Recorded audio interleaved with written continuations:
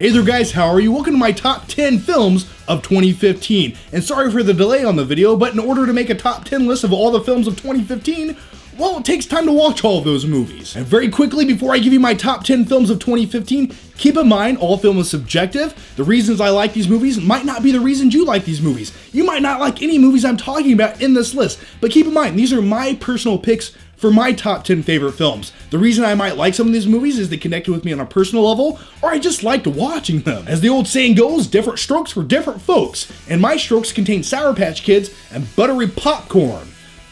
That sounds disgusting, but it's true.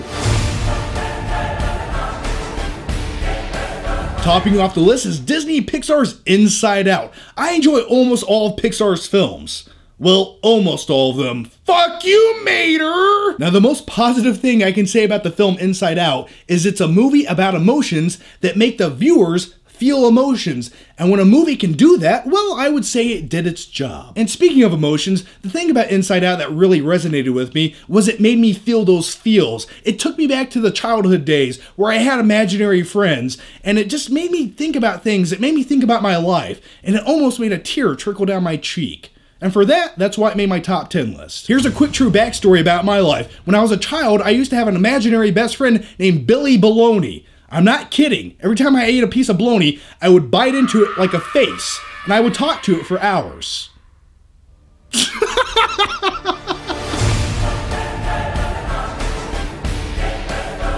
Bridge of Spies, directed by Steven Spielberg and starring Tom Hanks. And typically, when you have one of my favorite directors working with one of my favorite actors, well, it's probably going to be a good movie. Bridge of Spies is one of those films I waited until the last second to see simply so I could make a top 10 conclusive list with seeing most movies this year. And I actually seen this movie in the Dollar Theater, and I was really pleasantly surprised by what it had to offer. Just the time period that this movie takes place in, it's a Cold War espionage type film, and all those things blend together perfectly, and it's all glued together by Tom Hanks' performance as a really likable, charismatic lawyer. So, Bridge of Spies, it's a good movie. Straight Outta Compton, the musical biopic of NWA, and I'm too white to say the actual name of the group. Now, the film Straight Outta Compton was one of those pleasant surprises because I was kind of always fascinated about the group NWA. I didn't really know much about it, but the formation of this group was really intriguing. Along the way, there were so many struggles and tribulations and all kinds of shit blocking the path. It was kind of cool to see them overcome those things. The next one up, and the reason that this video was so delayed, is because I had to watch The Revenant. It took me 2 weeks to finally sit down and watch this movie, but when I did, I was blown away. Now, the best way I can describe The Revenant, it's almost like an art house film meets an epic film, and you blend those things together, and you have a giant fucking bear eating Leonardo DiCaprio. Everything about The Revenant was almost done to perfection, from the cinematography to the execution of the action sequences that didn't have a lot of cuts. They were all done in one take, from the performances of Leonardo DiCaprio and Tom Hardy. So yeah, The Revenant, it's beautifully brutal, and I loved every moment. Next up is another movie about survival, but it takes place in space, and it's The Martian, starring Matt Damon stuck on Mars eating potatoes and ketchup. And being stuck on Mars is one hell of a situation to get yourself out of. If it was me, I would just roll over and die. But when it comes to the film The Martian, I really did like some of the NASA scientific facts behind the movie that showcased how Mars might really be and some of the things that astronauts might really have to do to survive there, and I really liked those elements of the movie. And the film was directed by Ridley Scott. I would say this is probably one of his best movies in recent years, and just some of the visuals of the movie were really breathtaking. It put you on the edge of your seat during the action sequences. Matt Damon did a really good job as the astronaut stuck on Mars. I bought into it. I liked how he had to science the shit out of everything, because once again, if that was me, I don't know how to grow potatoes, but then again, I'm just some guy making YouTube videos, so why the hell would I be sent to Mars? Sicario, a movie about the war on drugs and how both sides of the fight might be slightly corrupt. The film stars the badass, sexy Emily Blunt, and during recent years, she has almost become like a really cool, feminine action hero. So yeah, Emily Blunt, keep kicking ass. And the film also stars Benicio del Toro, who has kind of a shady past in this film, and he's by far my favorite character because this guy doesn't take shit from anyone, and he will do whatever it takes to get the job done. Now, one of the best elements of Sicario is it puts you on the edge of your seat, because there's some very somber moments where everything can go wrong in this movie, and as a viewer, you're just sitting there with this anticipation, waiting for the shit to go down. Quentin Tarantino's The Hateful Eight, nearly a 3-hour-long movie that just flies by. Now, it's safe to say in Quentin Tarantino movies, things get bloody and they get violent, but most of his films are probably 90% dialogue driven, and no other director or writer has the ability to entertain me like Quentin Tarantino does when he has these dialogue driven sequences that go on for 15 or 20 minutes. I'm always intrigued by the characters and what they're saying because it's not always textbook, bland, fluffy dialogue that always progresses the story. Sometimes it's just meaningless shit that they're talking about that's very intriguing to listen to. The Hateful Eight is a murder mystery movie where things get bloody and they get violent as hell by the end of the movie, and some of the payoffs that this movie offers, well, it just made me want to clap like this in the theater. And everyone's like, shut up!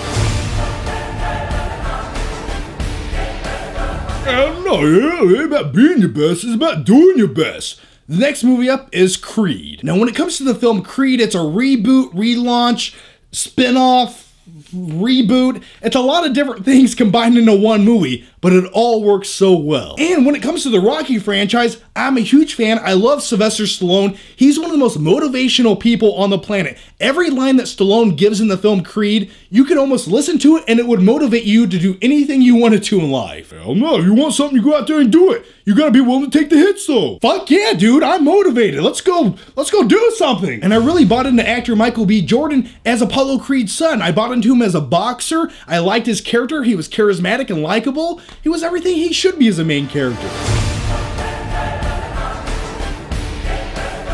Watch the movie, and I will spare your lives. That's my Lord Humongous impression. Okay, let's talk about Mad Max Fury Road. Alright, coming in at number 2 is Mad Max Fury Road starring Tom Hardy. We go back to the post-apocalyptic wastelands where shit is crazy, everything's low on resources, but for some odd reason, they still have enough guns and ammo and fuel to fight each other on the wastelands. And I'm okay with that because it makes for a great, visually stunning, badass action film. And just the visuals alone in this film are breathtaking. This movie is so vivid and bright and awesome to look at that when you bring the movie home on Blu-ray and you watch it, it just almost blows your eyeballs out of their sockets. And director George Miller, who directed the original Mad Max trilogy, returns once again to direct this installment. And the man still has it. Now, I'm an action movie advocate. I love a great action film that's well done and well executed. And when you look at films like Mad Max Fury Road, that should be the definition of how you film an action sequence. Loads of practicality, blend with some CG, but when they tie it all together, you can't tell the difference. You get to see these big wide shots, the scope of the movie just immerses you into it, and you feel like you get sand in your eyeballs at some points during the chase sequences. And just the score alone in this film sends chills down my spine when I listen to it while driving down the road in my Dodge Caliber. I'm driving the War Machine and I just want to ram into shit. I know what you're thinking. You're thinking you guessed the movie because it's nowhere on my top 10 list. Well, you're wrong. My number 1 movie of 2015 is Alvin and the Chipmunks' Road Trip movie. Fuck you! I'm just kidding. It's Star Wars The Force Awakens. Yeah, you probably already guessed it. But here's my reasoning behind it. Am I a hardcore Star Wars fanboy? No, not really. I mean, yeah, I like the toys. I appreciate the movies for what they are. But something about this movie just really hit home with me. It's so rewatchable. It's so fun. It's just a fun adventure. And why do I love the movie so much? Well, it was just fun. Is that fair enough? Can I just go to a movie and have fun and just forget about my daily life for 2 hours when I watch a movie? Because that's what Star Wars does. It just takes you into this fantastical universe, into another galaxy. You got Han Solo right there, you got Chewie over there, and it's just a good time because you're riding around on the Millennium Falcon. And it just made me feel like a kid again. Now let me calm down for a second and give you the backstory of how I came to the conclusion of making this my number 1 movie of 2015. I went to the theater to see this movie 3 times, and the last time I seen this movie was just 2 days ago. I had to go see the movie one more time to really collect my thoughts and see how I felt about the movie, and to see if it had that rewatchability factor that I was looking for. And for me, that's a very rare thing, so that's how I knew I really enjoyed this movie. And plus, I was eating the popcorn, the Sour Patch Kids, and it was just so immersive.